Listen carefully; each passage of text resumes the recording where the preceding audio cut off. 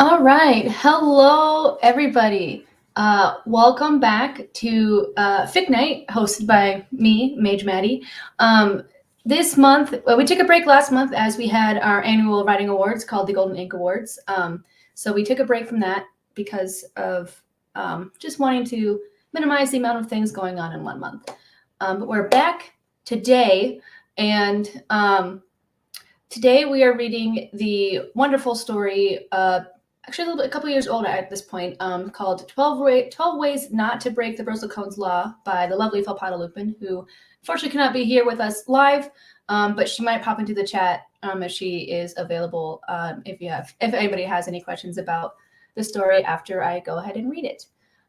So quick note about this story. This was actually written for the 2019-2020 House Cup opener event, run by, actually I was a community coordinator at that time. So we had a prompt, which was to write about a potion creation going wrong.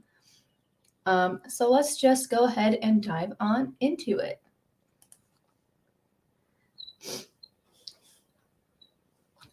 Phase 1, project. So, Mooney, will you help me? No. But why? Firstly, a love potion is the absolute worst way to get Lily to go out with you. What about Lily? What, Pads? Nothing. Not everything I do is for Lily. Isn't it? Shut up, Wormtail. He's right, though. This isn't about Lily. It's for science. Science? Yeah, I mean, think about it. We could be the first to create an actual love potion, brewing true love. Can you imagine? You're not even good at potions. Please hold, so sorry. Even if we were all potions geniuses, and Pete is right, we aren't, this would be impossible. Impossible, Mooney? Have you ever even opened a basic magic textbook? Bristleclone's law clearly states rules are made to be broken. Not all rules. Really, Remus? I thought we were friends. Come on. Nope. Peter, are you serious? I have nothing better to do anyway. Brilliant. Phase 2, experiments. Number 1. What do you think? Dunno. Isn't it too dense? So? Usually in class when it's dense, it means I've done something wrong. Maybe more horklump juice. Isn't mixing too much horklump juice with mistletoe explosive? Ah! James, your face. Your arms. Are those scales? Hospital wing? Hospital wing. Number 2. Too green. Let me guess. If it's too green, you've done something wrong. Yeah. Are those bubbles normal? Try to lower. Go. Go, go. Whew. Safe. Do you think Slughorn will kill us? Not if he doesn't know we were here. Number 5. Potter, Black, do I even want to know? No, Madame Pomfrey, you don't. Number 9. I'm gonna cry. You know, mate, we could just give up. Never. Number 11. I think we've done it this time. Cool, what now? Should we try it? Ugh, that's not true love smell. It smells like Peter's socks in Moaning Myrtle's bathroom. Evanesco. It looks so good, though. Good looks aren't everything. Number 12. Eureka. I won't try it, though. Phase 3. Testing. Look, Prong, she's coming.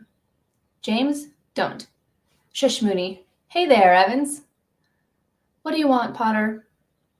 I saved you a spot. Pumpkin juice? No, thanks. Bye. Better luck next time, mate.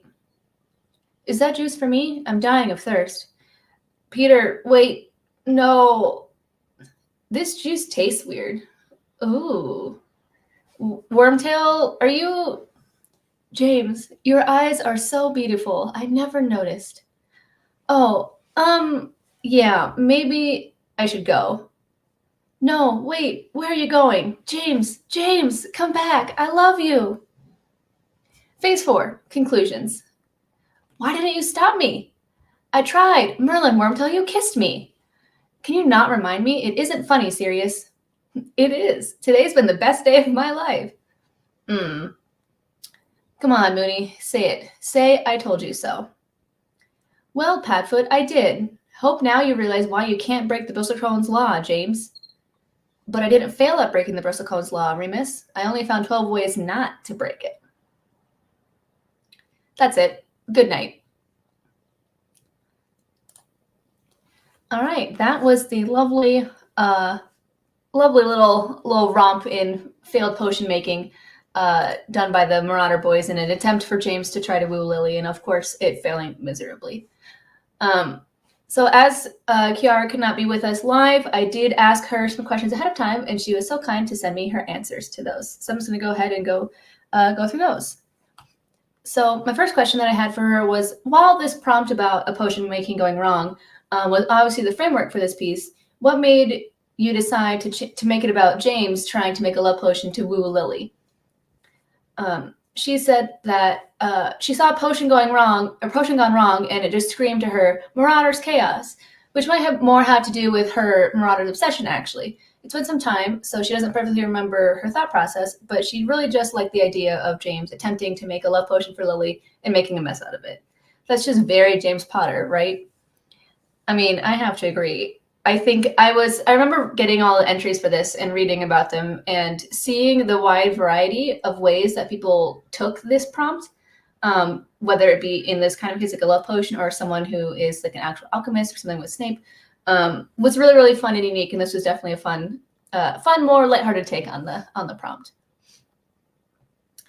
I also asked her, since this is a dialogue-only piece, I asked her, was there a conscious choice that you made in the boys' dialogue to differentiate them from one another without the usual context clues of dialogue tag or narrative sections to kind of break it up? She said she's not sure if she'd talk about conscious choices, but the Marauders just have very distinct voices and personalities, and she's been wording them enough to know how they would respond to certain situations and interact with each other. For example, Remus is a lecturing kind of I told you so kind of guy. James is very overexcited and overdramatic and always trying to pull the others into his crazy plans. Sirius is the one tagging along and leading James on just because he's got nothing better to do. And Peter is the quiet, brutally honest one. I guess I did nothing but exasperate those traits, and she thinks or hopes it helped keeping their voices identifiable. I think I have to agree. I mean, dialogue when it's all just four boys that are all around the same age and are as close of friends as they are, I think she did an excellent job of kind of separating everybody out and making sure that they were all unique. I particularly enjoyed just the different back and forth with the different experiments. I also asked her about, because I don't think Bristlecone's law is a canon thing in Harry Potter, someone can correct me if they would like to. But I asked her, how did she come up with the idea for the Bristlecone's law / the parallel with the quote from Thomas Edison? So she said that she thinks it's stated at some point in the series that a love potion can create a very powerful infatuation, but not create the actual sentiment of love, which makes sense in her opinion, and also makes sense in mine. Since the whole piece was meant to reflect the scientific side of the prompt, I liked the idea of giving this impossibility an official statement, in the same spirit of Gamp's law of elemental transfiguration. So that's how Bristlecone's law was born. As for Thomas Edison's quote, I just always loved it a lot, and I find it incredibly inspirational, and I think it just reflects James's approach to life in general brilliantly. Plus, there's another nod to science, which worked really well for this story. I don't think I've ever actually heard that quote, and I'm a scientist, which seems bad for me. But I really like the way that it is interpreted in this manner, and I think I'm gonna have to put it up on my wall and kind of keep a reminder of that for all the science I do when it fails. As I mentioned earlier, it's a couple of years old at this point, so I asked her about revisiting this piece a couple of years after she wrote it. What's a favorite comedy moment of hers from this story? 2 years later after having written it. So she said, there are a lot of bits that I love, but my favorite has to be the way Lily just seamlessly turns James off or down. All that hard work, and Lily just simply avoided the situation altogether with just 3 words. To quote one of the reviews I read on this piece, what a legend, Lily Evans. I think it's great too. I know we had like a hard word count limit on those pieces, but I mean, even the fact that you didn't even come close to hitting that, but you still just made the whole ordeal, like all this build up, and then Lily just saying, no, no thanks, bye, and just leaving is hilarious and great. The last question I had for Kiara was, do you think that James, or any of the Marauders really, would have had a successful career in potions based on their experience here? Why or why not? She said, honestly, no. None of them had ever had any particular interest or talent in potions to begin with. If anything, this experience would scare them off completely. I mean, I guess James or Sirius might become successful potioneers if they really wanted and put enough effort into it, but I can't see them trying. And potions requires a lot of patience and discipline that they don't really have. As for Remus and Peter, Remus just plainly dislikes the subject, in my headcanon at least, and Peter can't really grasp the fundamental concept behind it, so nope. I think that's a valid interpretation. I don't think any of them would have, Remus would have the patience for it, but I think we all know, I mean, especially for what we saw of him in canon, he really is much more about the spell work and not necessarily about the alchemical type work. And yeah, the Sirius and James really just don't have the patience of any kind in any way to do something that, and to do something that would take so many failures before you get something right. They don't have the patience for that. And Peter is just Peter, but that's okay. So yeah, that was the wonderful little potion gone wrong story written by Kiara Philpotto Lupin. We will be back next month as well. I might do a double feature if people submit more of their stories for that.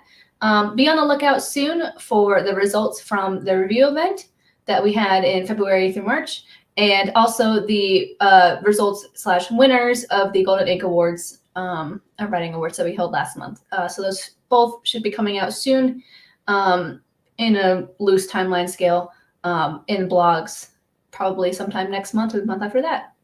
Otherwise, I think that is it for me today. Thank you all for joining me, and I'll see you next month.